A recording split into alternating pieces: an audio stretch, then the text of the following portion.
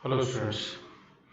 तो इनऑर्गेनिक के basic concept हम लोग अभी तक पढ़ रहे थे और मैं लास्ट जो क्लास में टॉपिक जिस पे बात कर रहा था वो हाइड्रोलिसिस का था।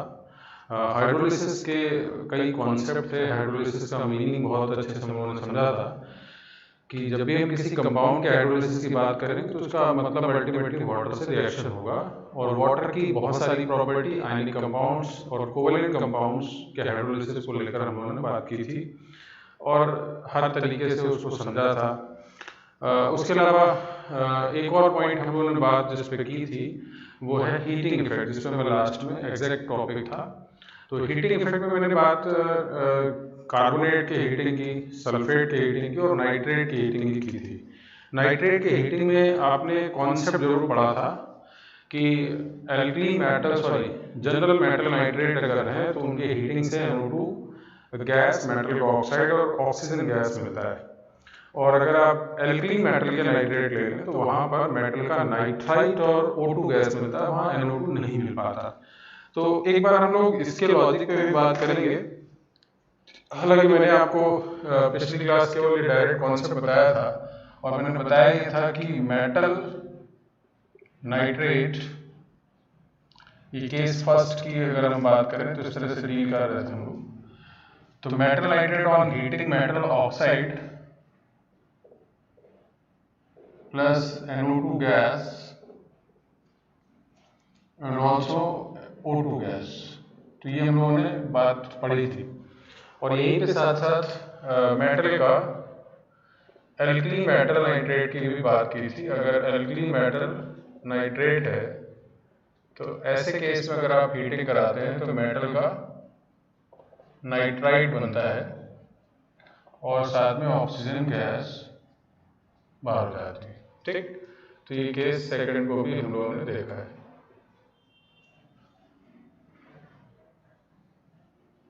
तो ये दो कॉन्सेप्ट, और इसको सबसे जरूरी है कि इन कॉन्सेप्ट को बहुत अच्छे से प्रैक्टिस करते रहिए और याद रखिए। अब मैं जरा इन दोनों के एक्सप्लेनेशन पे आ जाता हूँ, है ना। पहले फर्स्ट केस की अगर हम बात करें तो इसमें ऐसा क्या होता है, जनरली क्या होता है, मेटल पे कोई X चार्ज होगा, मेटल पे पॉजिटिव चार्ज डेंसिटी होगी, पॉजिटिव चार्ज डेंसिटी, ठीक है ना। अब इसमें खास बात क्या है, नाइट्रेट को अगर हम ध्यान दें तो नाइट्रेट का मतलब ये होगा, इसी तरह से आप इसको चाहें तो हटाकर इस तरह भी रिप्रेजेंट कर सकते हैं, माइनस और प्लस। आपको पता है ये सब रिजोनेटिंग पार्ट में आता है ना, सब कुछ अब क्लियर है। तो एक चीज ध्यान रखिएगा, अभी तक जो भी हम लोग कॉन्सेप्ट पढ़ रहे थे उसमें कार्बोनेट हो या सल्फेट हो, उसका एक ही यूनिट, मतलब कार्बोनेट का एक ही मॉलिक्यूल हम लोग क्या करते थे, उसी से उसी से ऑक्सीजन विड्रॉ होता था और मेटल ऑक्साइड बनता था। बट यहाँ पर क्या है, NO2 का एक पार्ट आप और ला रहे हैं,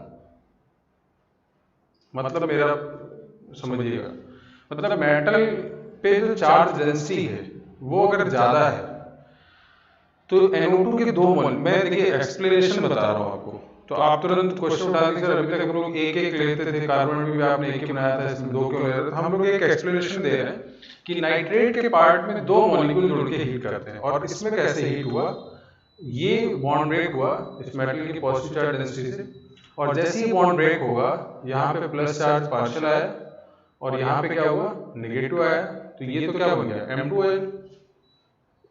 M2OH बन गया, यहाँ पे कोई प्रॉब्लम नहीं। लेकिन अब क्या होगा देखिए, ये जो पॉजिटिव पार्ट है इसको रहने दीजिए, इससे कोई प्रॉब्लम नहीं, ये पॉजिटिव पार्ट इससे जुड़ सकता है और अगर ये ऐसा जुड़ा तो देखिए क्या बना, डबल बॉन्ड ऊपर है, कोऑर्डिनेट बॉन्ड ऐसे ही है, इसको हटा दीजिए ऐसे, और नाइट्रोजन से आपने क्या जोड़ दिया, oxygen and double bond O and coordinate. तो दिस इज द N2O5, इसको आप क्या लिख सकते हैं, N2O5। और इसी से क्या होता है, ये थर्मली डिकम्पोज होकर NO2 गैस में कन्वर्ट हो जाता है और साथ में O2 गैस। अब ये कैसे होता है इसके बारे में थोड़ा हम लोग धीरे धीरे और सीखेंगे, तो मैं बस जनरल बात पहले समझा रहा हूँ। देखिए हम जहां तक फिजिबिलिटी हो सकती है उसको समझाने की बात कर रहे हैं, है ना। मैं ये नहीं बोलूँ कि आप इसके एंड पे भी जाएं, लेकिन हमें कम से कम ये आइडिया हो जाएगा कि क्यों हम लोग NO2 और O2 दोनों को बाहर कर रहे हैं। तो अल्टीमेटली कैसे बना, फिर यहाँ पे आ गया NO2 गैस बन गया, O2 गैस बन गया। तो इसका पहले वाले का मैकेनिज्म ये हो गया कि नाइट्रेट के केस में मेटल क्या होता है कि मेटल दो नाइट्रेट को एक साथ लाता है और उसको विड्रॉ करता है ना। और उस विड्रॉ करते समय वो किसी एक नाइट्रेट से ऑक्सीजन को विड्रॉ कर रहा है, और जैसे वो बॉन्ड ब्रेक हो रहा है तो पूरा बचा हुआ नाइट्रो ग्रुप वो दूसरे वाले के साथ जुड़ जाता है और N2O5 बनाता है, जो कि फर्दर डिकम्पोज होकर NO2 और साथ साथ O2 गैस को बाहर कर देता है। ठीक है, ये तो बात आपको इन जनरल समझ में आ जाती है किसी भी मेटल नाइट्रेट के लिए। बट अभी भी ये वाला प्रॉब्लम है कि इसमें ऐसा क्या होता होगा। तो एक काम करिए, पहले आप इसको नोट कर लिए और फिर मैं इस पॉइंट पे आता हूँ। तो पहले इसको इतने वाले पोर्शन को आप नोट कर लीजिए। चलिए, तो आप लोगों ने इसको नोट कर लिया होगा। अब हम लोग एक दूसरे पार्ट में आते हैं कि एल्कली मेटल में आखिर ऐसा क्या हो जाता है। तो एक चीज तो हमें ये पता है कि एल्कली मेटल्स की जो पॉजिटिव चार्ज डेंसिटी है वो सफिशिएंट तो कार्बोनेट और सल्फेट के लिए नहीं था। तो एक चीज तो तय है कि अगर एल्कली मेटल में पॉजिटिव चार्ज डेंसिटी कम है तो नाइट्रेट का जो पोर्शन है वो दो एक साथ डिकम्पोज नहीं होंगे। यहाँ तो दो नाइट्रेट को आप एक साथ लेके आए हैं, तो इस केस में कैसे हम लोग उसको डील कर रहे हैं उसको मैं लिखता हूँ जरा।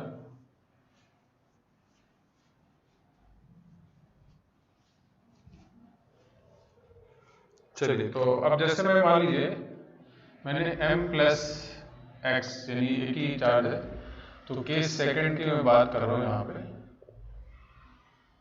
और नाइट्रेट के केस में हम लोग डबल बॉन्ड, कोऑर्डिनेट बॉन्ड और O- ला रहे हैं। इसको जरा समझिएगा ध्यान से।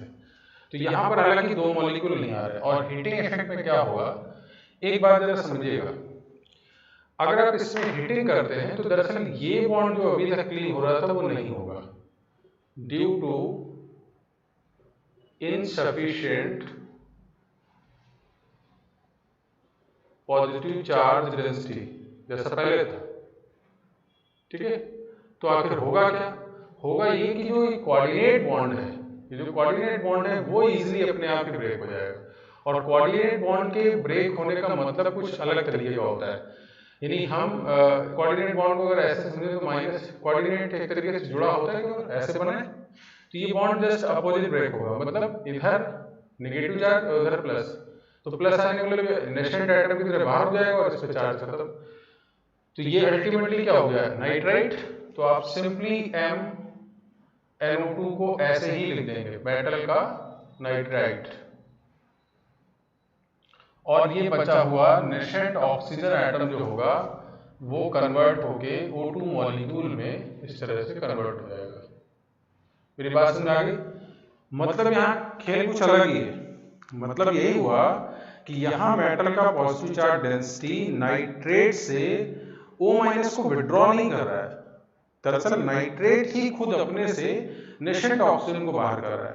यानी यहाँ पर मेटल आयन की पॉजिटिव चार्ज डेंसिटी का कोई खास रोल है नहीं, क्योंकि वो मेटल और N और ऑक्सीजन के बीच जो बना बॉन्ड था, जो कि कोवेलेंट बॉन्ड था, उसको ब्रेक नहीं कर पाएगा due to insufficient positive charge density. बल्कि उसके अलावा क्या हुआ है कि नाइट्रेट का जो नेशेंट ऑक्सीजन था, दरअसल वही नेशेंट ऑक्सीजन बाहर हो गया है।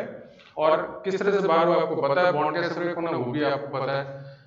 तो ये कुल मिला के ऐसा एग्जांपल है। अगर मैं NaNO3 को हीट कर रहा हूँ तो यहाँ पे NaNO2 मिल जाएगा और साथ साथ O2 मिल गया। ठीक है, तो कैसे, इसमें Na+ है और नाइट्रेट को अगर आप ध्यान दें O- इस तरह से दिखा रखा है, कोऑर्डिनेट बॉन्ड है, O- है, तो ये अपने आप बाहर हो जाएगा। और जैसे ही इसको बाहर कर देंगे आप NaNO2 बन जाएगा और साथ में आप O2। तो ये सिंपल सा तरीका हो गया। और यही सिमिलर एग्जांपल आप KNO3 का भी दिखा सकते हैं। तो KNO3 भी हीटिंग के बाद KNO2 बना देगा और साथ में हाफ O2। तो इस तरह से इस एल्कली मेटल का जो सेकंड केस है मेटल के नाइट्रेट का हीटिंग का, वो इस तरह से आपको डील करना होगा। ठीक, तो थोड़ा ये स्टैंडर्ड। अब देखिए क्या होता है कि जो मोल कॉन्सेप्ट या बहुत सारी चीज़ें आपने पहले पढ़ी हैं उन सबको आप लगातार मिक्स करते जाएंगे इन सब क्वेश्चन में। जैसे मैं मान लीजिए क्वेश्चन आपको दे देता, वो मैं लिख रहा हूँ, आप पहले इसको नोट कर लीजिए और फिर मैं इसके क्वेश्चन वाले पार्ट में आता हूँ।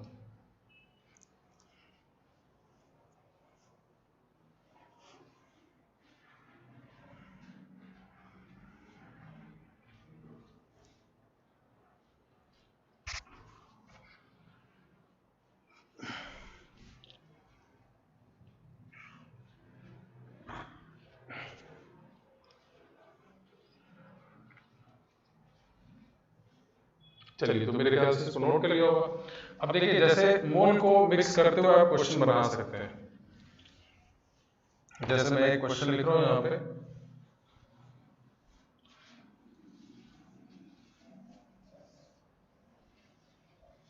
वो लोग आप उसको मोल कॉन्सेप्ट के फॉर्म में ट्राई करें। जैसे मान लीजिए मेरे पास लिखा है मैंने 1 मोल आपके पास PbNO3 का होल ट्वाइस है, लेड नाइट्रेट, ठीक है ना। 2 मोल मैंने लिख दिया NaNO3, 3 मोल लिख दिया मैंने MnNO3 का होल ट्वाइस, और इन सबके मिक्सर को हीटिंग किया गया। हीटिंग करने के बाद एक X गैस मिली, दूसरी Y गैस है, एक डाइएटॉमिक और एक पॉलीएटॉमिक, ठीक है ना। तो ये आपको डिफरेंट पता है, एक कलरलेस है और दूसरा ही ब्राउन कलर्ड है। तो ये सब बातें, बहुत सारी बेसिक क्वेश्चन भी आपके सामने आ सकते हैं। तो अब जैसे मैं ऑप्शन पूछ देता करेक्ट कौन सेंटेंस, तो वो तो आप इन्हीं सब में पूछ लेते, लेकिन मैं बोल रहा हूँ कि volume of coloured gas at NTP ये आपको निकालना है, या इसी तरह से volume of paramagnetic gas at NTP। तो आपको पता है पैरामैग्नेटिक दोनों ही है, तो दोनों आप ऐड करोगे। इसी तरह से find the volume of colourless gas at NTP। तो आप इस तरह के बहुत सारे क्वेश्चन आपके सामने आ सकते हैं। तो आपको पता है ये तीनों ही डिफरेंट टाइप का हीटिंग इफेक्ट शो करते हैं। तो मैं आपको लिख भी दूं कि PbNO3 का अगर आप हीटिंग दें और साथ साथ बैलेंसिंग भी पता है ना, PbO बनेगा, NO2 बनेगा और O2 बनेगा, और बैलेंस आप खुद करेंगे।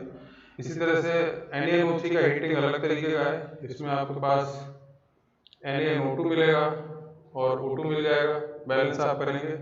और MnNO3 का होल ट्वाइस जो हीटिंग था, मैंने लास्ट क्लास बताया भी था आपको, इसमें MnO2 बन जाता है और साथ साथ NO2, O2 नहीं बाहर होता। तो इन तीनों में बैलेंस करने के बाद फिर इसके 1 to 3 मोल्स के हिसाब से आपको कितना NO2 कितना O2 मिलता है, वो सब आप कैलकुलेट करके इसको आप आंसर कर सकते हैं, ठीक। तो कुल मिला के इस पे क्वेश्चन बहुत बनाए जा सकते हैं। बहुत सारे छोटे छोटे क्वेश्चन बन सकते हैं कि जो गैस आपको मिली है, कलरलेस गैस है, उसके अंदर पैरामैग्नेटिक है, तो यह पूछा जाता है अनपेयर्ड इलेक्ट्रॉन कितने, मॉलिक्यूलर ऑर्बिटल थ्योरी जा सकते थे आप, है ना। तो ऐसे बहुत सारे क्वेश्चंस पे काम किया जा सकता है। ये डिपेंड करता है हम सब उसको ओपन कितना रखते हैं क्वेश्चन को, हम कितना उसको अलग अलग डायरेक्शन में डायमेंशंस पे ले जा सकते हैं, ठीक है। तो ले जाना चाहिए आपको जहां तक आप ले जा सकते हो। तो अब हम लोग इसके बाद मैंने आपको बोला भी था कि लेक्चर में ये क्वेश्चन आप नोट कर लीजिए, तो आप सब सॉल्व करेंगे घर पे ट्रायल के।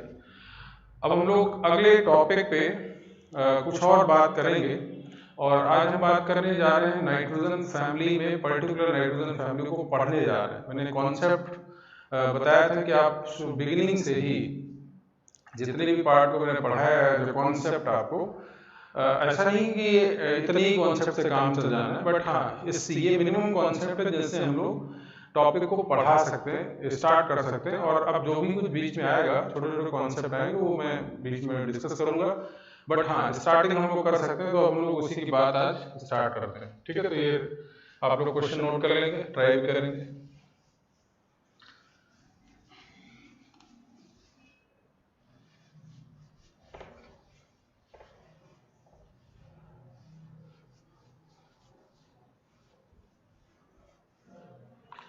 एक बात मैं नाइट्रोजन फैमिली को स्टार्ट करने से पहले कुछ बातें समझा दूं।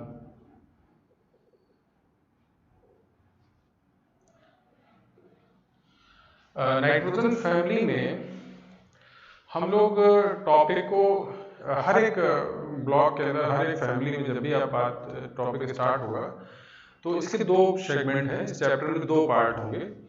एक पार्ट है कि हम नाइट्रोजन फैमिली की पीरियोडिक प्रॉपर्टीज पे डिस्कशन करें, जो कि आपने पीरियोडिक टेबल में भी पहले पढ़ा है।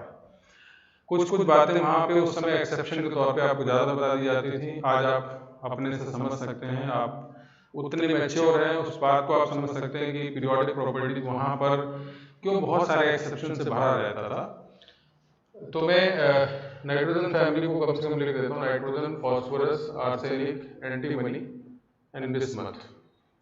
तो ये नाइट्रोजन फैमिली पे सभी की बात होगी। नाइट्रोजन है, फॉस्फोरस है, आर्सेनिक है, एंटीमनी है और बिस्मथ है। तो इसके दो पार्ट हैं।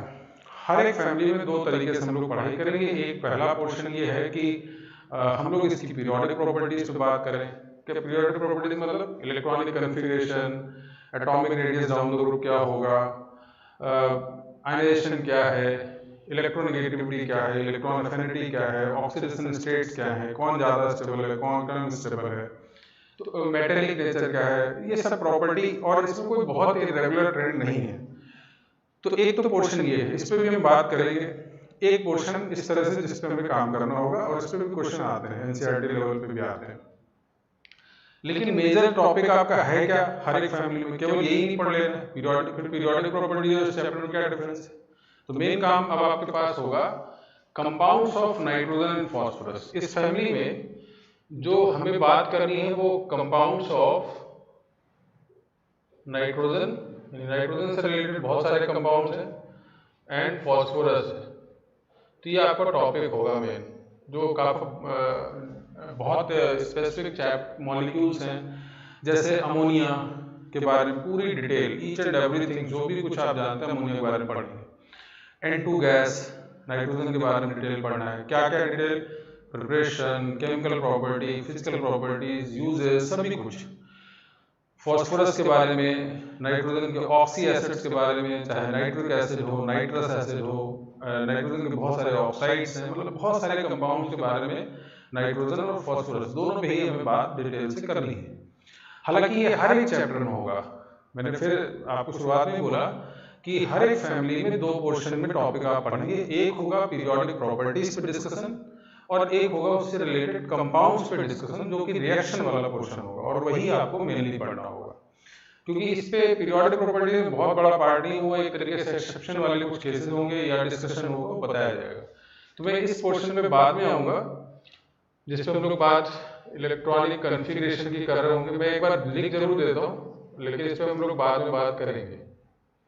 इलेक्ट्रॉनिक कन्फिगरेशन आपको पता है कि 1s2 2s2 2p3 है, तो इसी तरह से 3s2 3p3 4s2 4p3। तो एक जनरलाइज फॉर्म में ns2 np3 की आप बात कर सकते हैं। और अगर हम इसके ग्राउंड स्टेट की बात समझ लें, कुछ बातें मैं लिखता चला जा रहा हूँ सो दैट। और एनपी में इस तरह से आपके पास 3 इलेक्ट्रॉन है, कोवेलेंसी है, और ये 3 होगा। तो अगर आप बात करें except nitrogen, other atoms also have 3 and 5, यानी 2 टाइप की कोवेलेंसी आपको मिल जाएगी एक्साइटेड स्टेट होने के कारण।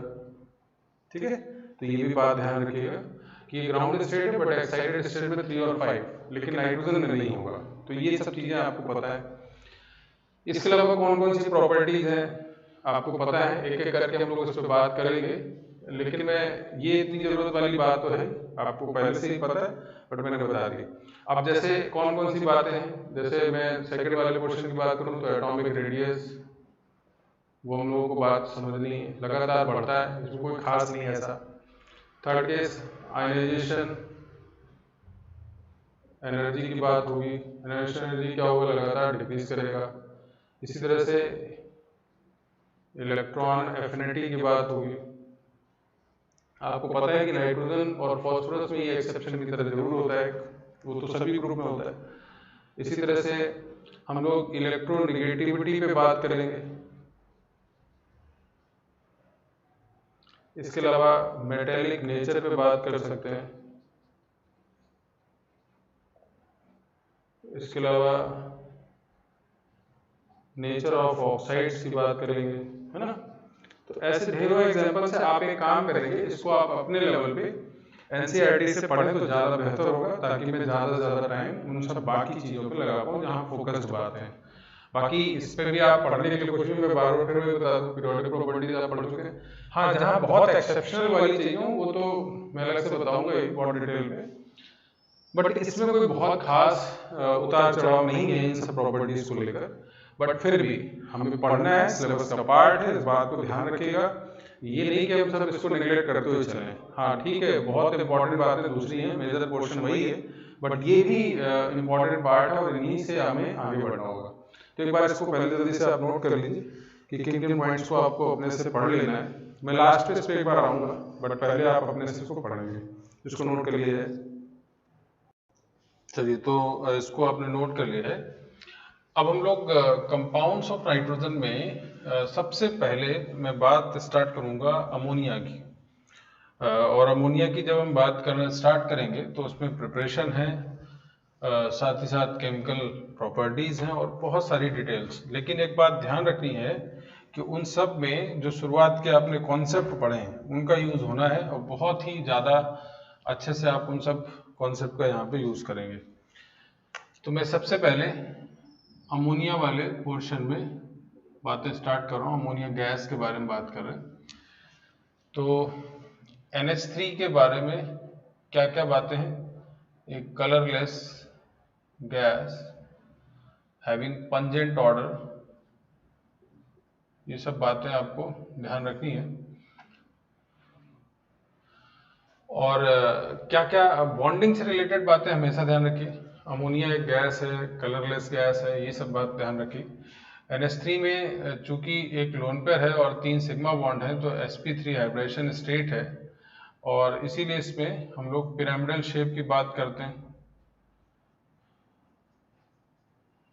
पिरामिडल शेप आ गया, और साथ ही साथ इसमें एंगल जो है, बॉन्ड एंगल, ये सब बातें तो बॉन्डिंग वाली हो गई कि हम बॉन्डिंग को कैसे रिलेट कर सकते हैं इसमें।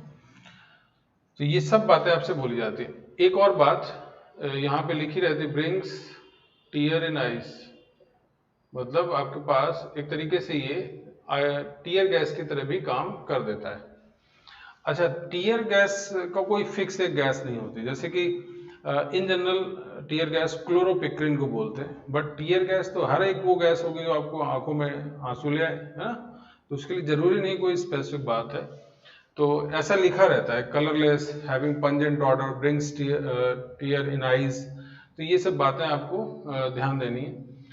अब बात अमोनिया के मेन पार्ट में, जहाँ पे हम लोग इसके प्रिपरेशन पे भी बात करेंगे। एक और रेफ्रिजरेशन में एज ए सॉल्वेंट यूज होता है अमोनिया, इसको भी ध्यान रखना है। ये सब यूजेस हैं। हम सबसे पहले बात अमोनिया गैस के प्रिपरेशन की करेंगे।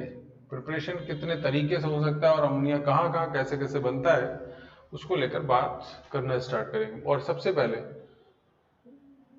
फ्रॉम नाइट्रोजन गैस, तो आपको पता है हैबर प्रोसेस, आप सब ने इस रिएक्शन को बहुत अच्छे से पढ़ा है। N2 + 3H2 it gives twice ammonia, ये पढ़ा है ना।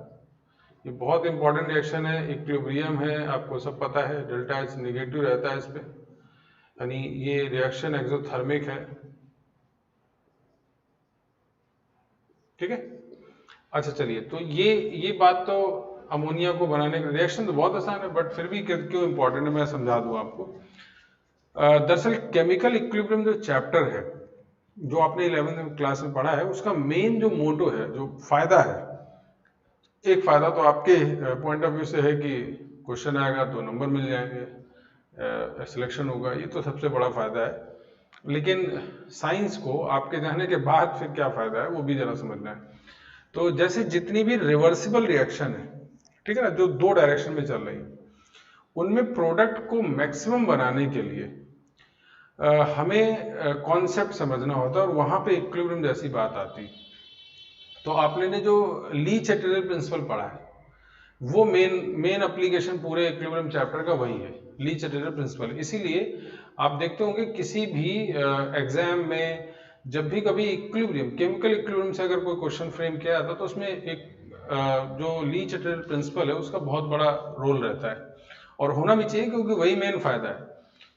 तो अगर आप ये जानते हैं कि इस रिएक्शन में रिवर्सिबल बातें हैं, यानी N2 और H2 को मिला के आप अमोनिया बनाते हैं बट अमोनिया बैक साइड भी आ जाता है, तो हमारी ये कोशिश होगी कि रिवर्सिबल प्रोसेस में हम मैक्सिमम अमोनिया बनाना चाहते हैं।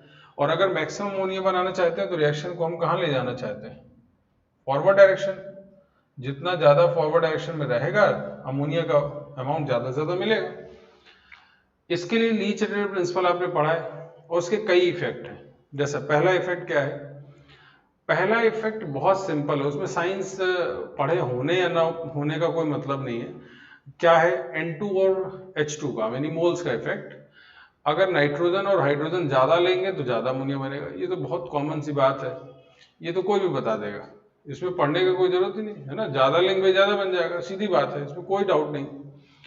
लेकिन अब बाकी चीजों में आपको ध्यान रखना है। जैसे पहला तो इफेक्ट क्या है? मोल्स का, तो वो आपको समझ में आ गया। दूसरा इफेक्ट क्या है? टेम्परेचर का। टेम्परेचर क्या और क्यों, ये भी ध्यान रखिएगा। दरअसल ये रिएक्शन कैसा है? एक्सोथर्मिक। तो रिएक्शन का नेचर ये है कि वो हीट को बाहर कर रहा है। तो ऐसे केस में अगर आप टेम्परेचर बढ़ा देते हैं तो वहां पर रिएक्शन बैकवर्ड डायरेक्शन में आ जाएगा, आपको तो फॉरवर्ड ले जाना है। तो हम रिएक्शन को लो टेम्परेचर में करने की कोशिश करते हैं। अब देखो यहाँ पढ़ाई लिखाई का मतलब बहुत ज्यादा है, यहाँ साइंस है, क्योंकि इस रिएक्शन में टेम्परेचर कम करने से अमोनिया ज्यादा मिल रहा है। अब यहाँ अगर हम बिना किसी पढ़े लिखे आदमी से पूछते कि भाई कैसे ज्यादा अमोनिया बनाया जाए, तो आप क्या बोलते? गर्म कर दो, और ज्यादा गर्म करो, देखो शायद बन जाए, और बढ़ा दो। तो आप पावर लगाने वाली बात करते ना कि नहीं और हीटिंग कर दो जरा, देखते कैसे नहीं बनेगा, तो वो तो और उल्टा होता जाएगा। तो यहाँ साइंस ने यूज किया आपको, ठीक है। अब एक और बात, यानी हम लो टेम्परेचर पे रिएक्शन को फॉरवर्ड डायरेक्शन में ले जा सकते हैं और उससे अमोनिया का ज्यादा से ज्यादा अमाउंट आप बना सकते हो, ठीक। तो ये एक खास बात। तीसरी बात, इधर मोल्स कितने? 3 और 1 4 हो गए और इधर 2। तो यहाँ हाई प्रेशर है और इधर लो प्रेशर। तो हाई प्रेशर अगर आप करोगे ओवरऑल तो उसको कम करने के लिए फॉरवर्ड जाना पड़ेगा।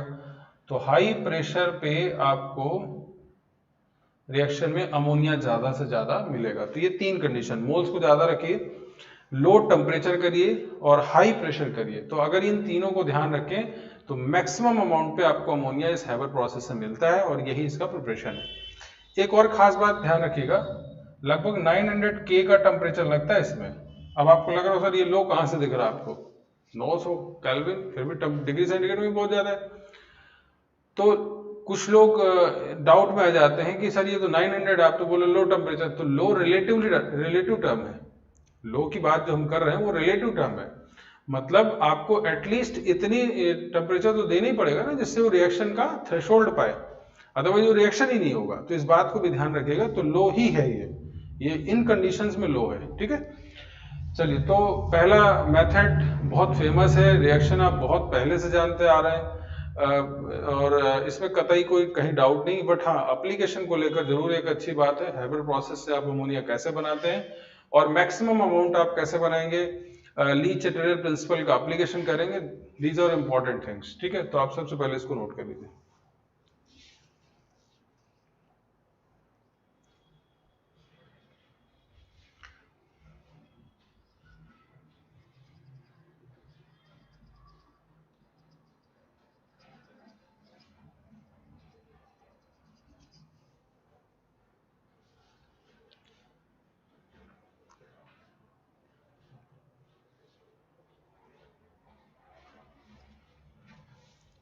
चलिए, तो मेरे ख्याल से आपने इसको प्रिपरेशन तो नोट ही कर लिए और ये जनरल प्रॉपर्टीज बात तो अलग है। अब मैं प्रिपरेशन पे ही रहूंगा। अभी बहुत सारे रिएक्शंस हैं जिनसे हम अमोनिया को प्रिपेयर करते हैं और सबसे इम्पोर्टेंट पार्ट है अभी हाइड्रोलिसिस, जो हम लोगों ने अभी पढ़ा था। हाइड्रोलिसिस, बहुत सारे कंपाउंड्स ऐसे हैं जिनके हाइड्रोलिसिस के बाद आप अमोनिया बनाते हैं, तो कैसे उसको हाइड्रोलाइज करना है वो भी लिखता हूं यहाँ पे।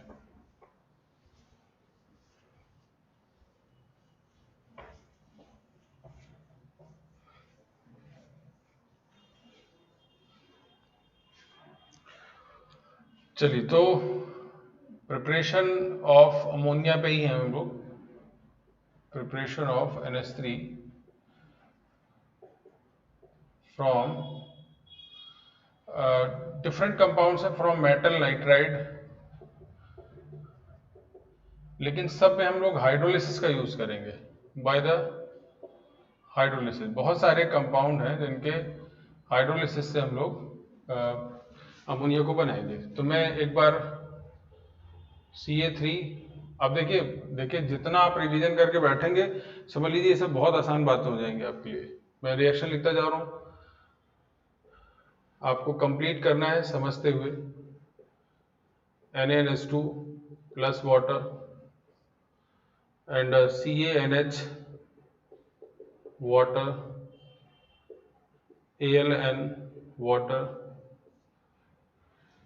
ठीक है ना, ये सभी हाइड्रोलिसिस हैं। Li3n प्लस वाटर, ठीक है। तो यहाँ पे इन सभी रिएक्शंस में आप अमोनिया को बहुत आसानी से बना सकते हैं और इसमें कतई कहीं कोई डाउट मेरे ख्याल से होगा नहीं। तो एक चीज़ और यहाँ पे मैं लिख सकता हूँ, NaNH2 plus RC triple bond CH, ऐसे बेस रिएक्शन है। यहाँ पे क्या होगा, COH का whole twice plus ammonia gas. कैसे बनना है मैकेनिज्म सब पता है, MgOH का होल ट्वाइस एंड अमोनिया, ठीक है। यहाँ पे NaOH एंड अमोनिया, इसी तरह से यहाँ भी COH का होल ट्वाइस और NH3 आएगा। इसी तरह से AlOH का होल थ्राइस एंड अमोनिया, यहाँ पे LiOH एंड अमोनिया आ गया। और यहाँ पे भी Na, हाँ यहाँ पे ध्यान रखिए NH2 माइनस इसके एसिडिक H को निकाल लेगा तो अमोनिया बना, और साथ साथ RC triple bond C minus Na plus. तो इन सभी तरीके से आप अमोनिया को बना सकते हैं। हालांकि इस पे और भी हाइड्रोलिसिस है जो स्पेसिफिक है, मैं अलग से लिखता हूँ उसको। तो हाइड्रोलिसिस कैसे, उन सब में और तरीके क्या हैं उस पर बात करते हैं हम लोग। तो पहले तो ये एक जनरल कॉन्सेप्ट आप देखिए मैं आपको ये सिखा रहा हूँ कि आपने जो शुरुआत में पढ़ा था उसका यूज कितना इंपॉर्टेंट है, कैसे कैसे यूज करते हैं आप, और वो रिएक्शंस कितने इंपॉर्टेंट है, वो कॉन्सेप्ट कितने इंपॉर्टेंट है। तो जितना आप उसको पढ़ेंगे उतना यहाँ पे फायदा करेगा। तो एक बार ये पूरे हाइड्रोलिसिस आप यहाँ पे लिख लीजिए, इसको कंप्लीट कर लीजिए। इसी तरह का एक हाइड्रोलिसिस आप और लिख सकते हो, Bn। इसमें भी वाटर से, बट इसमें थोड़ा टेम्परेचर देना होगा। तो यहाँ BOH का होल थ्राइस बन जाता है, बोरिक एसिड, और यहाँ पे अमोनिया।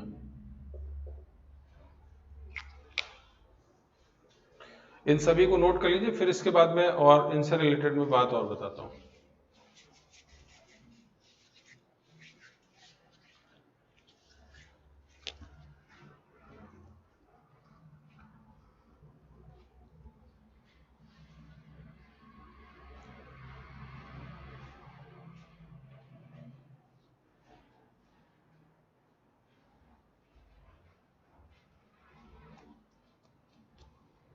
ठीक है, तो मेरे ख्याल से आपने नोट कर लिया होगा। तो इन सब हाइड्रोलिसिस के अलावा एक दो हाइड्रोलिसिस और है जो काफी इंपॉर्टेंट है, उनको भी मैं जरा यहाँ पे समझाता हूँ आपको।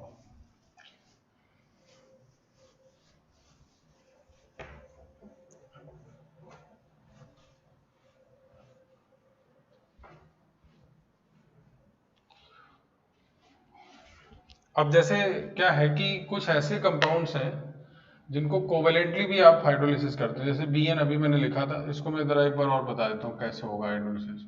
थोड़ा टेम्परेचर देना होगा, और इसी तरह से B3N3S6, ये इनऑर्गेनिक बेंजीन है, इसमें डेल्टा देना होगा, इसमें भी अमोनिया मिलता है। इसके अलावा एक हाइड्रोलिसिस है NCl3 का, ये बहुत इंपॉर्टेंट पार्ट है, मैं इसको समझाता हूँ, जेई ने पूछा भी है। ये सभी कुछ आ चुका है, एक बात ध्यान रखिएगा, इसमें कुछ बचा नहीं है, हम लोगों को बस अच्छे से समझ लेना ये है ना। तो इन तीनों के हाइड्रोलिसिस को जरा समझिएगा। दरअसल बोरॉन, नाइट्रोजन, ये इनऑर्गेनिक ग्रेफाइट ऐसा होता है,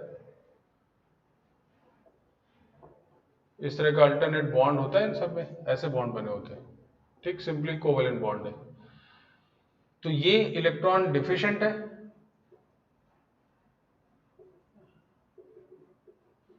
यानी लेविस एसिड है, और वाटर क्या है, लेविस बेस। तो ये इस पे अटैक करेगा तो ये बॉन्ड ब्रेक होगा, तो इसको OH मिलेगा और यहाँ पे H। तो ऐसा 3 बार अगर इन तीनों बॉन्ड से ब्रेक होके मिलेगा तो यहाँ पे क्या आ जाएगा, अमोनिया, और इसको क्या मिल जाएगा, बोरिक एसिड। तो ये कॉन्सेप्ट है इसमें कि लेविस एसिड बेस रिएक्शन हो रहा है, हाइड्रोलिसिस हो रहा है, और बोरॉन से रिलेटेड जो 3 बॉन्ड है उसको OH मिल जाता है, और नाइट्रोजन से रिलेटेड जो 3 बॉन्ड है उसको H मिल जाता है, जिसके बाद आपको बोरिक एसिड मिलता है। इस पे जरा आते हैं, ये B3N3H6 है, ये इनऑर्गेनिक बेंजीन है, इसका जरा समझते हैं क्या मतलब है। बोरॉन, नाइट्रोजन, बोरॉन, नाइट्रोजन, यहाँ नाइट्रोजन, बोरॉन, ये H, यहाँ H, ये H, ये H आ गया, यहाँ पे H आ गया, ऐसा है, ठीक। अब देखिए यहाँ भी बॉन्ड्स को ब्रेक करना है, तो यहाँ ऑब्वियसली OH, यहाँ पे H, इसमें बॉन्ड ब्रेक करना है, यहाँ OH, इसको H, इससे बॉन्ड ब्रेक करना है OH, और यहाँ H। तो बोरॉन वाले पोर्शन को क्या मिल गया, बोरिक एसिड। तो जहां जहां बोरॉन होगा सब में क्या होगा, BOH का होल थ्राइस 3 मोल्स मिल जाएगा, ठीक। अच्छा, बोरॉन से जुड़े हुए जो हाइड्रोजन है उसको क्या मिलेगा, H2। तो आपको हाइड्रोजन गैस भी मिल गई, और वो 3 मोल मिलेगा, ये भी 3 मोल्स है, यहाँ भी 3 मोल्स है। और जो नाइट्रोजन से जुड़ा हुआ पार्ट है इसको H मिला, यहाँ OH मिला। अब ये बॉन्ड तो ब्रेक होगा नहीं, तो ये NH3 बन गया, तो यहाँ पे 3 मोल्स आपको अमोनिया भी मिलेगा। तो इस तरह से ये सब आपने, हालांकि बोरॉन फैमिली का पोर्शन है, ये वहां भी पढ़ा होगा, नहीं पढ़ा होगा तो अभी पढ़ लीजिए, तुरंत ये इशू मत उठाने सर हमने नहीं पढ़ा अब क्या होगा, है ना, अभी है, अभी आपको पूरा सिलेबस नहीं खत्म हो गया है, सब पढ़ेंगे। इस तरह से बैक बॉन्डिंग भी रहता है, तो उससे फर्क नहीं पड़ता। तो किस तरह से इनऑर्गेनिक बेंजीन का अगर आप हाइड्रोलिसिस, लेकिन एक बात ध्यान रखिए ये कोवेलेंट मॉलिक्यूल्स हैं, तो ऑब्वियसली इस पे सब्स्टिट्यूशन जैसी बात हुई है या हाइड्रोलिसिस वाली बात हुई है, तो टेम्परेचर आपको जरूर देना होगा, क्योंकि इसमें इतना आसान नहीं होता, ठीक है। एक और सबसे इंपॉर्टेंट बात, जो NCl3 है, इसको जरा ध्यान समझिएगा। NCl3 की कहानी ये है कि वाटर जब आया, कोवेलेंट है, तो ये तो लेविस बेस है, तो ये लोन पेयर क्लोरीन को डोनेट करेगा, ना कि नाइट्रोजन को। इस बात को ध्यान रखिएगा, बिकॉज यहाँ पे वैकेंट d ऑर्बिटल होंगे, और जब ये वाटर इस पे अटैक करेगा तो कैसा होगा, OH इसको मिलेगा और इसको H मिलेगा, है ना, ऑक्सीजन इससे डायरेक्ट कनेक्ट हुआ, तो इसके बाद यहाँ पे 3 मोल आपको HOCl मिलेगा, और अमोनिया का मॉलिक्यूल यहाँ पे मिल जाएगा, और ये बहुत इंपॉर्टेंट रिएक्शन है। तो ये इंपॉर्टेंट पार्ट है, इसको दिमाग में बहुत अच्छे से बैठा लेना है। NCl3 on hydrolysis gives HOCl 3 moles and 1 mole of ammonia gas, ठीक। तो ये तीनों इंपॉर्टेंट हाइड्रोलिसिस हैं जो अमोनिया को प्रिपेयर कर रहे हैं। बाय द हाइड्रोलिसिस आप अमोनिया यहाँ बना रहे हैं। तो आपके हिसाब से देखा जाए तो जितने आपने कंपाउंड लिख दिए वो हर एक को आप काउंट करके अमोनिया प्रिपरेशन लिख सकते हो, स्कूल स्टैंडर्ड पे बहुत अच्छे से आप मैनेज कर सकते हैं। बट मेरे पॉइंट ऑफ व्यू से इन सब को मिला के एक ही मेथड है, और वो सिंपल सा है कि hydrolysis, by the hydrolysis of different compounds आप अमोनिया को बना रहे हैं। तो मैंने तो आपको केवल 2 ही मेथड पढ़ाया। अगर आप छोटा करना चाहते हो, बड़ा फैलाना चाहते हो, आप डिफरेंट टाइप के बहुत सारे कंपाउंड्स लाए हो और उन सबके हाइड्रोलिसिस करा रहे हैं, तो जितने टाइप के कंपाउंड्स हैं सबके हाइड्रोलिसिस से आपको अमोनिया मिल जाता है, ठीक है। तो ये सब नोट कर लीजिए आप।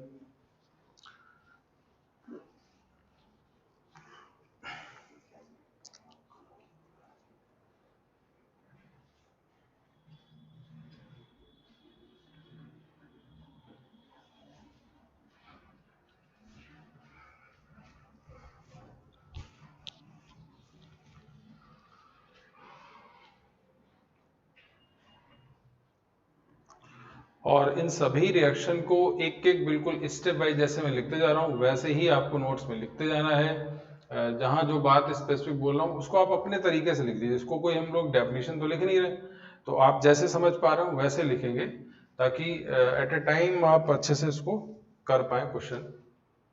नोट हो गया? तो अब मैं इसके आगे बढ़ता हूँ, और हम लोगों ने डिफरेंट टाइप के कंपाउंड्स का हाइड्रोलिसिस करा के अमोनिया यहाँ पे बनाया है। एक दो रिएक्शन और है हाइड्रोलिसिस के ही हैं, बहुत इंपॉर्टेंट कंपाउंड्स हैं, उन पे भी बात करते हैं हम लोग।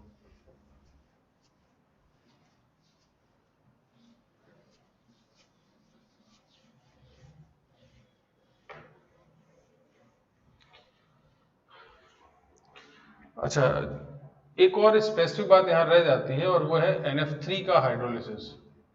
ऐसा नहीं होता है कि हमें वाटर देखते हमें हर बार हाइड्रोलिसिस कराना ही है।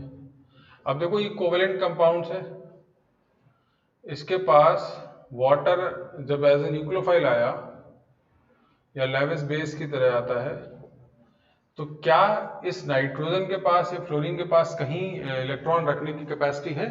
नहीं है। यहाँ भी एब्सेंट है, यहाँ भी एब्सेंट है, तो इसका मतलब यहाँ पे रिएक्शन नहीं होगा। ये नहीं कि जबरदस्ती सर बॉन्ड तो है, एक H इसको दे दें, एक H यहाँ दे दें, तो ये सब मत करिएगा। तो ये NF3 can not hydrolyse due to absence of vacant orbitals in nitrogen and fluorine. ठीक है, तो इसका हाइड्रोलिसिस नहीं हो सकता। एक और last point, hydrolysis of CaCN2, इसको थोड़ा हम लोग पढ़ते हैं। ये कैल्शियम साइनेड होता है। अब ये क्या है, मैं जरा इसको समझा दूं। दरअसल कैल्शियम कार्बाइड जो कंपाउंड है, उसका अगर नाइट्रोजन से रिएक्शन होता है तो एक कंपाउंड बनता है CaCN2 प्लस कार्बन। इन दोनों को मिक्सर जो बनता है इसको बोला जाता है नाइट्रोलियम। ये आपके लिए एक फैक्ट है, आपको याद रखना होगा ये रिएक्शन, और बहुत इंपॉर्टेंट है, इसलिए ध्यान रखिएगा। ये जो CaCN2 बना है ये साइनाइड नहीं है, इसका स्ट्रक्चर है Ca+2 और CN2 पे -2, ये है। और इसका अगर आप स्ट्रक्चर बनाएं तो N, यहाँ double bond N minus minus, ये इस तरह का CaCN2 का स्ट्रक्चर है। ठीक, अब आपको इसका हाइड्रोलिसिस कराना है, और बहुत इंपॉर्टेंट पार्ट है, क्वेश्चन आईटी में पूछा है, कई तरीके से पूछा जाता है। तो इसको हम लोग जरा हाइड्रोलाइज करने की कोशिश करते हैं। तो जब भी आप इसमें वाटर मिलाएंगे, तो अब चूंकि ये आयनिक कंपाउंड हो गया, तो ये कॉन्जुगेट बेस हो गया, तो कॉन्जुगेट बेस होगा तो एक H इसको मिल जाएगा, एक H इसको मिल जाएगा, दे दीजिए आप। तो COH का होल ट्वाइस तो पहले ही बन गया, प्लस यहाँ क्या बना, NH double bond C double bond NH। ठीक, अच्छा, अब ये ऐसा नहीं कि यहाँ रुक जाएगा, वाटर का फिर रिएक्शन होगा। अब ये सिंपली वाटर न्यूक्लियोफिलिक यहाँ अटैक करेगा, मतलब पोलर बॉन्ड हो गया ना, तो इसको हाइड्रोलाइज कराइए। कैसे, एक बॉन्ड ब्रेक हुआ, इसको H दे दिया, इसको यहाँ OH दे दिया गया, इसका बॉन्ड ब्रेक हुआ OH और यहाँ H मिला, तो ये क्या बन गया NH2, और एक कार्बन पे 2 H का मतलब C डबल बॉन्ड हो, वाटर बाहर हो जाएगा, ये क्या बन गया, यूरिया। Important part. और इसके बाद भी रिएक्शन रुकता नहीं है यहाँ, तो मैं चूंकि ऊपर आपने नोट कर लिया होगा तो मैं यहाँ रफ कर देता हूँ। अब जरा समझिएगा, यहाँ इसके बाद भी अगर आप वाटर दे रहे हैं तो अब फिर बॉन्ड इसको H, यहाँ OH, फिर बॉन्ड H, यहाँ OH, तो ये क्या बन गया, 2 मोल्स अमोनिया। अच्छा, ये जो बीच वाला पोर्शन है वो क्या है, H2CO3, ये एसिड है, और ये रहा आपका बेस, दोनों मिला देंगे आप, तो आपके पास क्या बन जाएगा, कैल्शियम कार्बोनेट एंड वाटर। समझ में आई बात? तो इस तरह से आपके पास ये हाइड्रोलिसिस का तरीका कंप्लीट होता है। तो कुल मिला के आपने 2 बातें सीख ली। यहां से CaCN2 को अगर आप लिमिटिंग अमाउंट ऑफ वाटर, यानी वाटर को अगर लिमिटिंग कंडीशन में दे रहे हैं, तो आपके लिए ये बन जाएगा यूरिया, CONH2, वहां तक रोक देंगे। लेकिन अगर आप एक्सेस वाटर दे रहे हैं, लार्ज अमाउंट पे दे रहे हैं, तो आपके पास अमोनिया मिल जाएगा। तो मतलब ये 2 बातें बहुत स्पेसिफिक हैं। अच्छा, क्या होता है क्वेश्चन में, IIT क्या करता है, जो लिमिटिंग वाटर पहुंचाना है या एक्सेस पहुंचाना है, इसको लेकर अलग अलग टाइप के टर्म्स यूज करता है। जैसे कभी बोला जाएगा कोल्ड वाटर या हॉट वाटर या वार्म वाटर। कोल्ड और हॉट वाटर का मतलब अल्टीमेटली एक में ज्यादा है, एक में कम। कोल्ड का मतलब कम वाटर के मॉलिक्यूल जा रहे हैं, ज्यादा एनर्जी नहीं है, और हॉट वाटर का मतलब ज्यादा है। तो इस तरह के वर्ड यूज किए जाएंगे। कई बार लिखा जाएगा प्योर वाटर और सोयल वाटर। सोयल वाटर मतलब मिट्टी वाला पानी, तो ऑब्वियसली वाटर के मॉलिक्यूल कम होंगे, प्योर वाटर मतलब ज्यादा होगा। तो इन सब टर्म को पहचानना और उस पर अपने आईक्यू का यूज करके कि क्वेश्चन क्या पूछना चाहता है वो आपको सोचना पड़ेगा। तो ये बेसिकली आपने ये समझ लिया है कि कैल्शियम साइनेट का अगर हाइड्रोलिसिस किया जाए तो यहाँ पे दो बातें आती हैं, एक यूरिया बनता है और एक अमोनिया बनता है। अगर आप लिमिटिंग अमाउंट ऑफ वाटर चले जाते हैं तो यूरिया बनेगा, एक्सेस तक पहुंचा देते हैं तो अमोनिया तक बन जाएगा। ठीक है, तो हमें अल्टीमेटली अमोनिया बनाना था, बहुत इंपॉर्टेंट पार्ट था, बहुत इंपॉर्टेंट क्वेश्चन है, रिएक्शन बहुत इंपॉर्टेंट है, इस पर बहुत पूछा जाता है क्वेश्चन, इसको नोट कर लीजिए पूरा।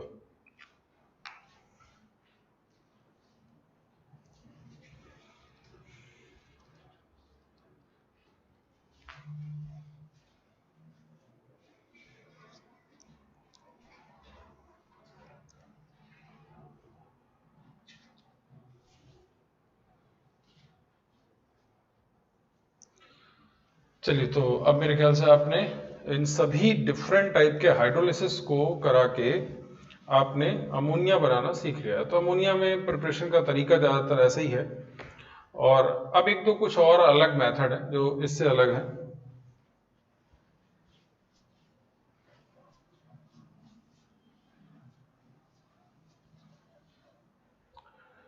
इसके अलावा कौन से मेथड पे हम लोग और अमोनिया बना रहे हैं उसको लेकर एक इम्पॉर्टेंट पार्ट है। ये कॉन्सेप्ट की तरह भी आप समझ लीजिए, from NaNO3 and NaNO2, calcium nitrate और नाइट्राइट। इसको बताने से पहले मैं यहाँ पे एज ए रूल आपको कुछ बातें समझा दूं। ये बहुत इंपॉर्टेंट रूल है, क्वेश्चन बहुत आता है। नाइट्रेट आयन और नाइट्राइट आयन, यहाँ पे +5 है और यहाँ पे +3 ऑक्सीडेशन स्टेट है। इन दोनों आयंस में अगर आप इसका रिडक्शन करा रहे हैं, और रिडक्शन किसके प्रेजेंस में करा रहे हैं? In the presence of alkali metal. Alkali metal के पास रिड्यूसिंग पावर होती, ठीक है ना, जैसे लिथियम, सोडियम, पोटेशियम। तो इस कंडीशन पर ये नाइट्रोजन को रिड्यूस करके N2 गैस तक ले जाते हैं। रिपीट कर रहा हूं मैं, अगर नाइट्रेट या नाइट्राइट आयन को एल्कली मेटल्स के थ्रू अगर आप रिड्यूस कराते हैं, एल्कली मेटल्स के पास रिड्यूसिंग पावर होती है, ये सबको पता है, तो वो खुद ऑक्सीडाइज हो जाएंगे, मतलब सोडियम का ऑक्साइड बन जाएगा, लिथियम का ऑक्साइड बन जाएगा या पोटेशियम का ऑक्साइड बन जाएगा, और नाइट्रेट या नाइट्राइट जैसे आयंस को N2 में रिड्यूस कर देगा। क्लियर है? जीरो ऑक्सीडेशन स्टेट में। लेकिन यहीं पर अगर आपने इन दोनों आयन को नेशेंट हाइड्रोजन के थ्रू रिड्यूस कराया तो इनका ऑक्सीडेशन जो स्टेट है वो -3 तक चला जाएगा और आपको ammonia gas as a product मिलेगा। ये है कॉन्सेप्ट, बहुत इंपॉर्टेंट कॉन्सेप्ट है। आईआईटी ने इस पर एक बार क्वेश्चन नहीं पूछा है, बहुत बार क्वेश्चन पूछे होंगे, लेकिन इतना आसान नहीं है जितना आपको मैं बता रहा हूँ। हर बार कुछ ना कुछ नए तरीके से आपके सामने क्वेश्चन आता है और आप इस सब चीज़ों को भूल जाते हैं। तो हमारे लिए बड़ा कंसर्न ये है कि हम इसकी प्रैक्टिस करते रहें और इन कॉन्सेप्ट को भूलें नहीं। ठीक है, तो ये दो बातें यहाँ पे। अब मैं इसके कुछ एप्लीकेशन बता देता हूँ। जैसे मान लीजिए मेरे पास NaNO2 है और मैं सोडियम से रिएक्शन करा दूँ, तो आप क्या बनाएंगे? N2 and Na2। अच्छा, ये ऐसे भी नहीं पूछा जाएगा, पूछा जाएगा what happen when sodium nitrite react with sodium metal. तो कई बार आपको लगेगा सोडियम से क्या रिएक्शन होगा, तो यही बात ध्यान रखनी है। सब बहुत प्योर कॉन्सेप्ट वाले क्वेश्चन है। ये जेई ने पूछ रखा है KNO2 + K it gives N2 gas and K2O। इसी तरह से KNO3 + K आप लिख सकते हैं यहाँ पे K2O एंड N2। तो नाइट्रोजन गैस यहाँ पे बेसिकली मिलेगा। अब जरा ये दूसरी वाली बात जो यहाँ पे रूल वाइज लिखा है, इसको थोड़ा बिल्कुल स्पेसिफिक रखिएगा, इसको बंद कर लीजिए, एज अ रूल आपको यहाँ पे समझना है। अब जरा मैं ये वाली बात बताता हूँ, ये कैसे। अच्छा, नेशेंट हाइड्रोजन कहाँ से मिलेगा? आपके बहुत सारे मैंने रिएक्शन बताए हैं जहाँ नेशेंट हाइड्रोजन के सोर्स हैं। जैसे मैं एक एग्जांपल लिख रहा हूँ यहाँ पे, Zn + aqueous NaOH, याद है आपको? Zn + aqueous NaOH और + NaNO2 मैंने लिख दिया। तो अब ये दोनों मिलके क्या बनाते हैं? नेशेंट हाइड्रोजन, और इससे क्या होगा, ये अमोनिया में रिड्यूस हो जाएगा। आइए समझे। और यहाँ क्या बन जाएगा, Na2ZnO2।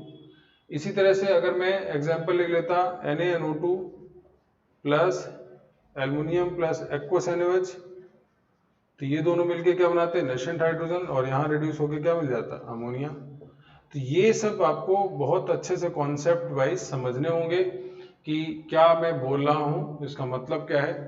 तो ये बातें अलग थी और ये एग्जाम्पल्स मैंने अलग लिए यहाँ पे दोनों, ठीक, नोट करिए इसको।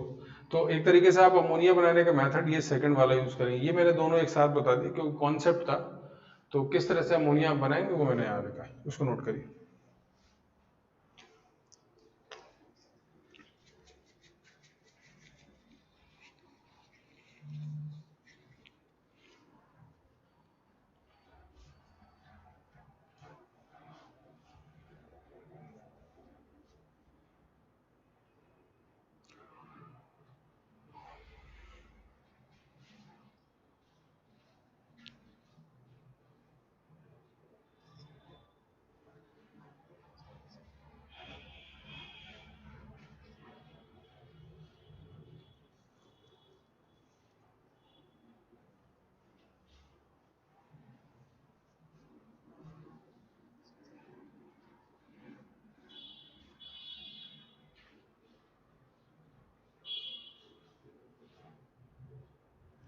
ठीक है, तो मेरे ख्याल से आपने इसको नोट कर लिया होगा और बहुत इंपॉर्टेंट पार्ट है ये।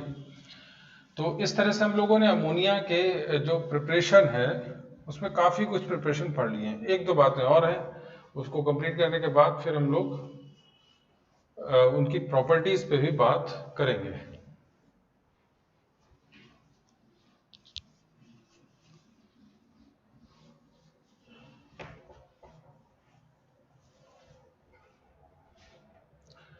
अच्छा, एक चीज और, from ammonium salt, from salt NH4 plus वाले सॉल्ट, तो आपको पता है NH4 प्लस का मतलब अल्टीमेटली है क्या, NH3 और H प्लस।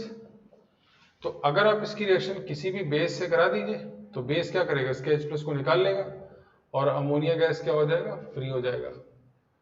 तो ये एक तरीका है, तो एक रूल की तरह आप इसको समझ लीजिए। तो ऐसे किसी भी अमोनियम सॉल्ट की रिएक्शन अगर आप बेस से करा दें, जैसे अच्छा आप रिएक्शन बहुत सारा ऑलरेडी कर लेते हैं, ऐसा नहीं है कि आप जानते नहीं, बट कॉन्सेप्ट यूज नहीं करते इस पे। क्या बना देंगे आप, अमोनिया NaCl एंड वाटर। इसी तरह से अगर आप NH4Cl का रिएक्शन कैल्शियम हाइड्रोक्साइड से करा दें तो यहाँ भी ammonia gas CaCl2 and water. इसी तरह से NH4 whole twice SO4 ammonium sulphate को अगर आप कैल्शियम हाइड्रोक्साइड से रिएक्शन करा दें क्या बनेगा, अमोनिया गैस बन जाएगी, साथ में Na2SO4 बन जाएगा एंड वाटर बन जाएगा। ठीक, तो ये सभी पार्ट आप यहाँ पे दिखा सकते हैं, तो आप आसानी से अमोनिया गैस को यहाँ पे बना पाएंगे। ठीक है तो इसमें बहुत सारे और भी एग्जांपल्स आप यूज कर सकते हैं।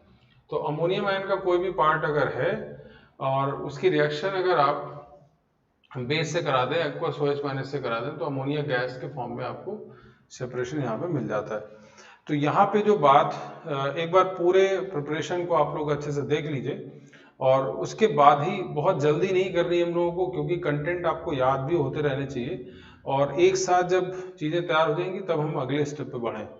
तो अभी हम लोगों ने प्रिपरेशन पढ़े और जिसमें मेजर एक तो हैबर प्रोसेस आप सबको पता है, वो चूंकि इंडस्ट्रियल मेथड है उसका बनाने का, इसलिए आपको आना चाहिए। इसके अलावा मेन जो मेथड है इसका डिफरेंट टाइप ऑफ हाइड्रोलिसिस है। हाइड्रोलिसिस बहुत सारे कंपाउंड्स का है जिसके बाद आपको अमोनिया गैस मिल जाती है, तो उस पर बहुत ध्यान रखिएगा। इसके अलावा जो हाइड्रोलिसिस के पार्ट हैं या NaNO2 और NaNO3 वाला जो केस था, जो रिडक्शन के थ्रू आपने अमोनिया बनाया, वो भी बहुत इंपॉर्टेंट पोर्शन है, तो इन सबको आपको ध्यान रखना है। तो ये सभी प्रिपरेशन है। अब आप जरा एक बार पूरे प्रिपरेशन को अच्छे से देख लीजिए सर। तो आप लोगों ने अब मेरे ख्याल से सभी प्रिपरेशन पढ़ ली है और एक जगह आप उसको लिख भी लीजिएगा, एक जगह साइड में आप प्रैक्टिस कर लीजिए कि किन किन तरीके से और किन किन कंपाउंड के हाइड्रोलिसिस से आपने अमोनिया बनाया, और ये प्रैक्टिस करते रहना आपको। अब हम लोग बात अमोनिया की केमिकल प्रॉपर्टीज से स्टार्ट करेंगे। हालांकि अमोनिया के बारे में जो जनरल प्रॉपर्टी थी पहले वो भी मैंने बताई आपको, क्या क्या बातें हैं उस पर, वो सब आपको पता होना चाहिए। अब मैं बात केमिकल प्रॉपर्टी की करूंगा, केमिकल प्रॉपर्टीज ऑफ अमोनिया। अच्छा, केमिकल प्रॉपर्टी से मतलब रिएक्शन ही है। वैसे तो आपको पता है colourless order, pungent order gas है, यूज्ड इन रेफ्रिजरेशन है, या ब्रिंग्स टीयर्स इन आइज है, ये सब बातें आपको पता है और ये बहुत इंपॉर्टेंट बातें हैं। बट अमोनिया की केमिकल प्रॉपर्टीज से पहले हम लोग इसमें एक बात ध्यान रखें कि इसके अंदर रिएक्शन के पॉइंट ऑफ व्यू से क्या क्या प्रॉपर्टी है। सबसे पहली चीज तो लोन पेयर है, तो इसको आप लेविस बेस बोल सकते हैं, है ना, या आप इसको न्यूक्लियोफाइल भी बोल सकते हैं, दोनों बातें एक साथ ही चलती हैं। तीसरी बात, एसिड भी है ये ड्यू टू NH बॉन्ड, है ना, NH बॉन्ड के कारण यहाँ पे एसिडिक प्रॉपर्टी भी है, ये अपने H को दे भी सकता है। और सबसे important and last property, NH3 में -3 ऑक्सीडेशन स्टेट है, तो इसके पास रिड्यूसिंग पावर है। इस बात को बहुत अच्छे से समझना है। और जो रिड्यूसिंग पावर है उसको जरा समझिएगा क्या है।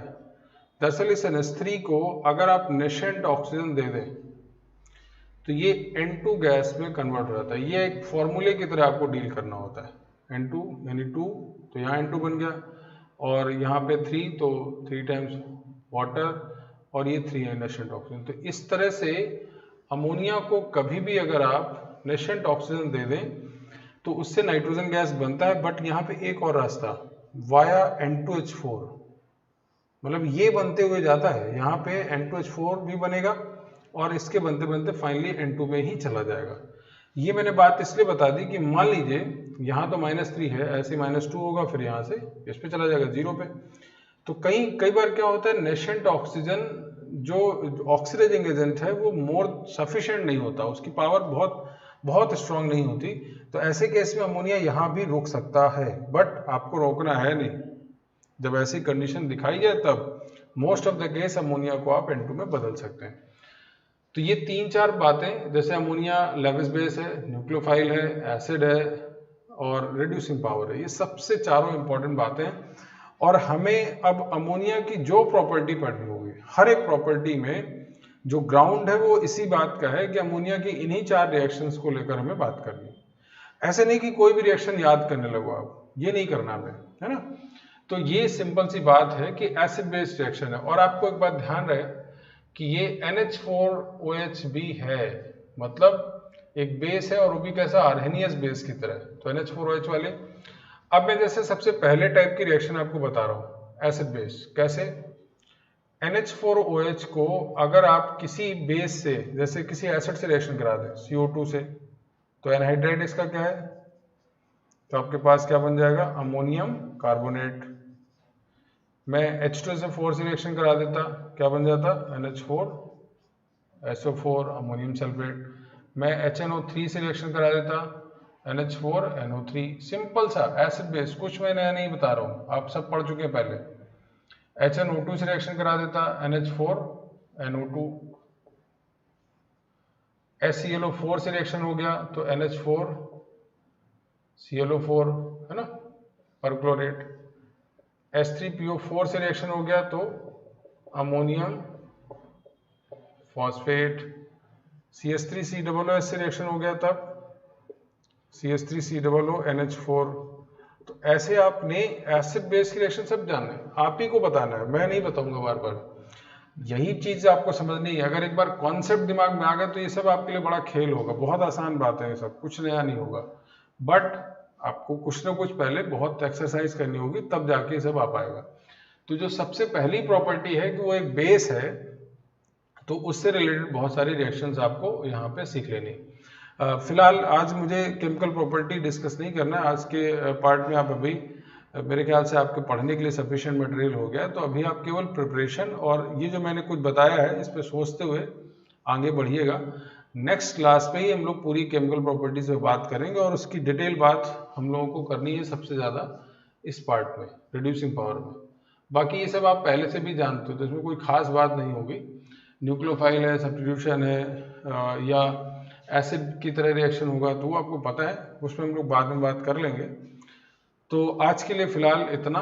आप इतने पोर्शन को बहुत अच्छे से पढ़िए, प्रैक्टिस करिए और याद करिए कि हम लोग जो शुरुआत का बेसिक पढ़ चुके आए हैं उसका कितना एप्लीकेशन हो रहा है और कहाँ कहाँ हो रहा है, कैसे कैसे हो रहा है। ठीक है, तो आज को फ़िलहाल यहीं पर रोक देते हैं और मिलते हैं फिर नेक्स्ट क्लास में। तब तक